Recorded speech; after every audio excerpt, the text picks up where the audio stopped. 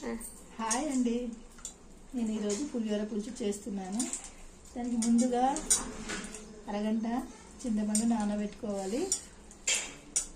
ఆ తర్వాత గిన్నెలోకి ఇట్లా చేర్చుకోవాలి.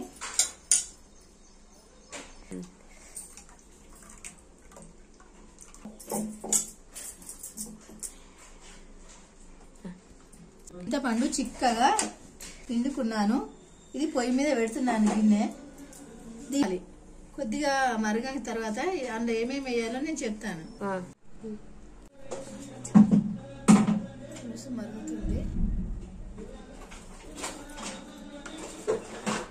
దీంట్లో సాల్ట్ వేసుకోవాలి. పులుసు మరగడంలో పులుసులో శనగపప్పు వేయాలి, కళ్యామాకు వేయాలి,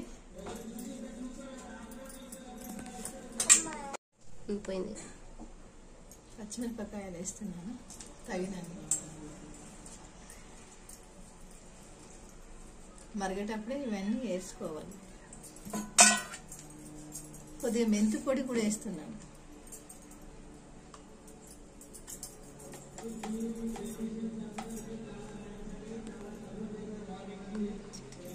మెంతి పొడి, దాంతోపాటు పసుపు కూడా వేయాలి.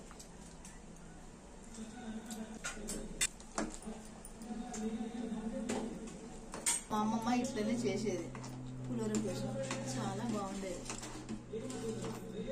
నిమిషాల తర్వాత ఉడికింది చింతపులుసు, 15 నిమిషాలు ఉడికింది. ఆ తర్వాత వేసుకోవాలి. ఒక కప్పు పులుసులను వేసుకోవాలా, వేయించుకొని వేసుకోవాలి.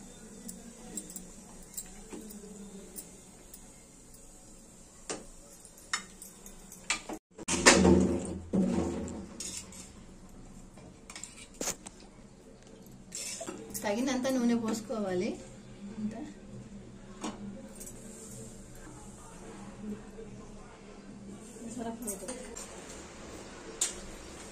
జీలకర్ర, ఆవాలు,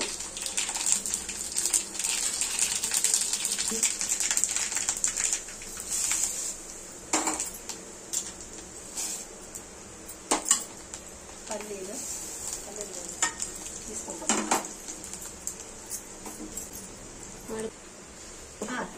చెప్పండి.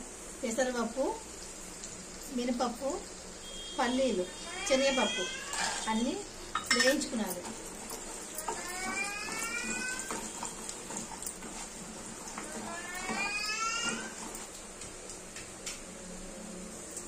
కొన్ని ఎండుమిర్చి కూడా వేసుకోవాలి.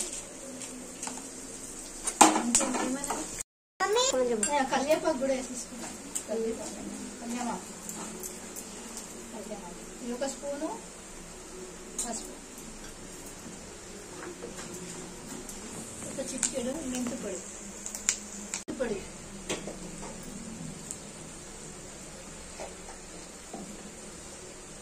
కొద్దిగా చక్కెర అర టీ స్పూన్ చక్కెర,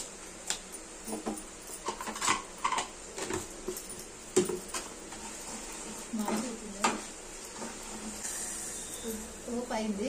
ఇందులో పోసుకోవాలి. మరిగిన దాంట్లో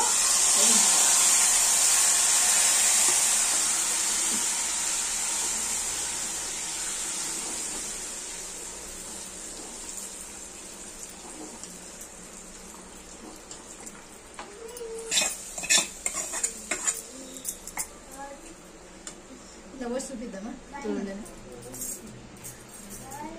పులిహోర పులుసు ఇలా చేసుకుంటే నెల రోజులైనా నిలువుగా ఉంటుంది. చాలా బాగుంటుంది. మీరు ఒకసారి చేసుకొని చూడండి. హాయ్ ఫ్రెండ్స్, పులిహోర అయితే ఇలా కలుపుకోవాలి. ముందుగా అన్నాన్ని అయితే ఇలా ఒక బౌల్లో తీసుకొని తర్వాత సాల్ట్ యాడ్ చేసుకోవాలి. తర్వాత ఆయిల్,